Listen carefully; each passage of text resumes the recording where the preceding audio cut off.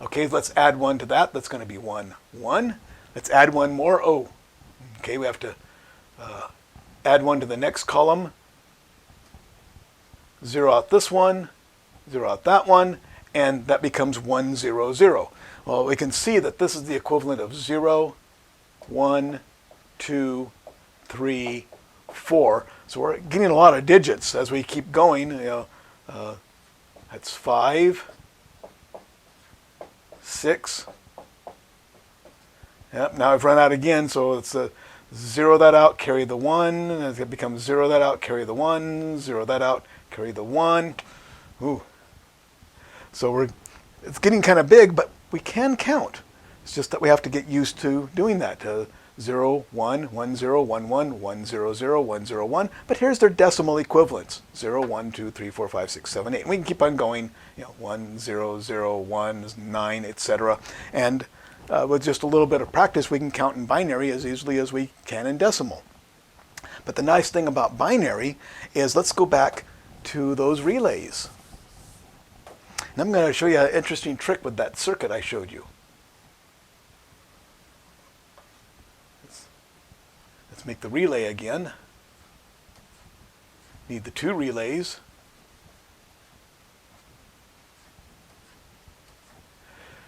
That crosses to that. Here's our plus 5 volt source. And there's our 2 inputs. And there's our output. Let's put the relays up here. So the springs are holding the relays up there. These are little springs holding the switches up there. There's our 2 inputs. And if I have nothing and nothing, well, what can we do? We can label that as, okay, plus 5 or 0. Why don't we call that a 1 and a 0? So let's put 0 here and 0 here. So no voltage here, no voltage there. Let's do 0, 0. Okay, so the 0, 0, and we get nothing out. Nope, doesn't make it. Okay, let's put a 1 here. Let's leave the 0 there. So we're putting 5 volts here. Pulls that down. Ah, we have an output.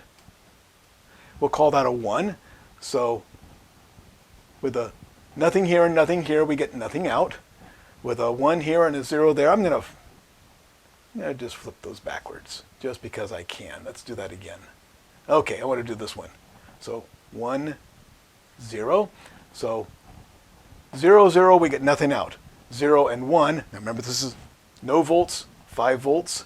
Energized, unenergized, but we have agreed that energized is 1, unenergized is 0, and then when we get an output, that's a 1.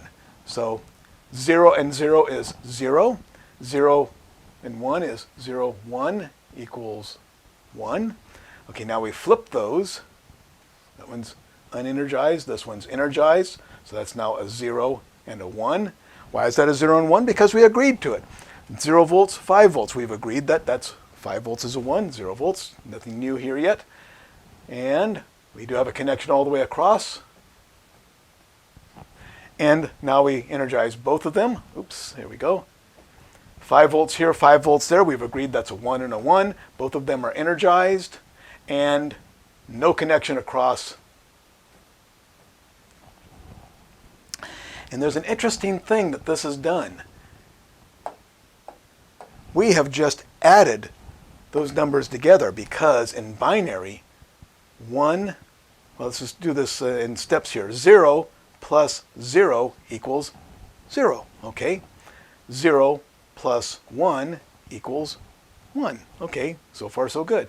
1 plus 0 equals 1. Looks just like decimal addition. But now we get to the last one. 1 plus 1 equals, oh, we can't get 2. So we have to 0 that out and carry the 1 and 1, 0. So we've done, well, we'll ignore that for a second, but we've done addition, except we didn't do the carry. You know what? All we have to do is add another switch here.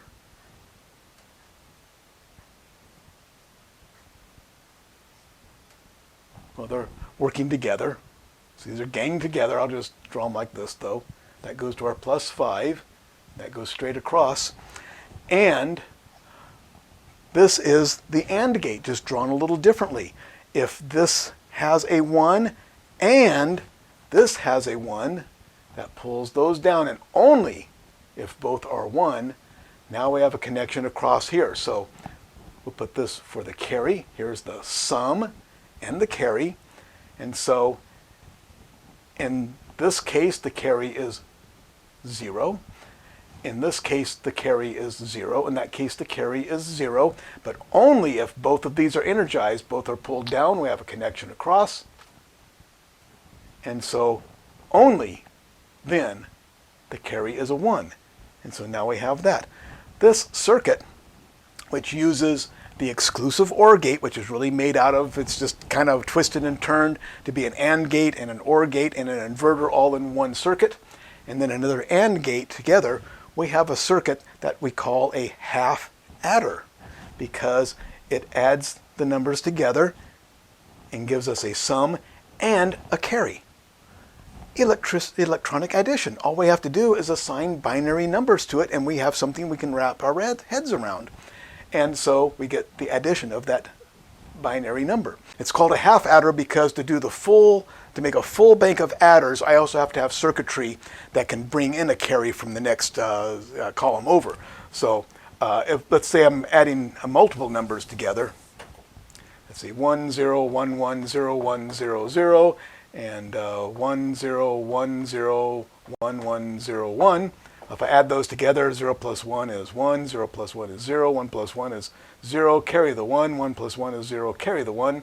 We'll see how I'm doing that over. 1 plus 1 is 0, carry the 1 again. Oh, 1 plus 1 plus 1 is a 1 and a carry the 1. Okay, the 1 plus 0 plus 0 is 1, and 1 plus 1, there. I just added those numbers in binary. I bet you didn't know I could do that right on the board there. So I just added those numbers in binary. We're going to need 1, 2, 3, 4, 5, 6, 7, 8 adding circuits to put that together, and we need what's called a full adder because each circuit has to not only handle the carry, but bring in the carry from the previous state. And then full adders, 2 of these working together. So we can make a machine that adds. And guess what? That's all a computer can do. All the math a computer can do is addition. Nothing else. But you can manipulate addition to be multiplication. Add over and over again. Add 1 to 1 3 times, or if we're going to do decimal numbers, if I add 3 to 3 to 3, I've just multiplied 3 times 3. So we can multiply by adding over and over again. And we can subtract by manipulating the addition plus the inversion function. Remember, we have that inverting circuit. You do addition, manipulating it with the inversion function. I'm not going to talk about how that works. That's more for a digital electronics class. But we can put those together and subtract by doing the inversion and the add. And if you can subtract, then you can subtract over and over again to do division. So we can take the addition function and manipulate that to do multiplication, subtraction, and division. And more sophisticated working with it by doing a routine of working the numbers together here and there and whatever, we can do square roots. And once we've got to that, addition, subtraction, multiplication, division, and square roots, we can do any kind of math. And so that's what a computer can do. That's how a computer does math. So now we're getting back to my original question, or my original point, which is computers don't use binary numbers. And here I am doing binary numbers with computers. But the computer's not doing any binary numbers. It's just switches. Switches that are open, switches that are closed. The binary numbers are in my head and in your head because we agreed open switch will represent that with a 0. Closed switch will represent that with a 1. And we invent the binary number system to help us do that. So back to my original assertion is that computers don't use binary numbers. Computers are nothing but banks and banks of switches and magnetic disks that can be magnetized one way or another, or capacitors that can be charged or discharged. If you have a charged or discharged capacitor, charged or discharged, do I see a 1 or a 0 there? I see a C and a D because I put it there. It's just a charged or discharged capacitor. The only way that becomes a 1 and a 0 is if I, or at least someone agrees that we're going to say if it's charged, we'll call that a 1. If it's discharged, we'll call that a 0. The operative point there is, if it's charged, we will call that a 1. If it's discharged, we will call that a 0. If the switch is open, we will call that a 1. If the switch is closed, we will call that a 0. If the magnetic domain is that way, we will call that a 1. If the magnetic domain is this way, we will call that a 0. So we are calling what's in the computer ones and zeros. There are no ones and zeros in the computer. It's just switches. Today, these switches are made by the millions on a single piece of silicon, and there's no moving parts, but still, they're just switches. So that's my point. And I hope this was useful to you. It shows you what computers do. They're actually very simple on the basic point. They can do the AND function, the OR function, and the inversion function. We can manipulate that to do addition. We can also manipulate that to move data around from one place to another, because we can put it in this bank of switches and read it out of there and put it in another bank of switches, or then put it in on a magnetic disk, or in the banks of capacitors, or however we're storing that information. We can use the computer to move that information around, or we can OR things together, we can AND them together, or we can invert them. And with the inversion and the OR and the AND, we can do the exclusive OR, which is half of the adding function, actually a quarter of the adding function. We can make these circuits that can manipulate these things together, that we can say, yeah, that represents binary addition. But the computer itself does not have numbers in it. The numbers are in our head. Computers don't have binary numbers. People have binary numbers, and it's just what we're labeling things. So it's all about the code and all about people agreeing on what the code means. And I think this is important because one of the fundamentals of digital circuits and computers is they can do a lot for us only if two or more people agree as to what those things mean. And that's why we invent binary codes or other codes, binary numbers and codes to go with them, because there's all kinds of different codes. There's ASCII, there's Unicode, there's codes that mean what colors to put on the screen, codes that mean voltage levels for digitized sound. To digitize sound, we'll take a sample of a voltage, convert that into a binary number and store that binary number someplace. We do that over and over and over again, and we can recreate that original series of voltages. All kinds of codes we can use to store information in a way that means something to us. And binary code is just the beginning of that, but there's no ones and zeros in the computer. There's no binary numbers in the computer.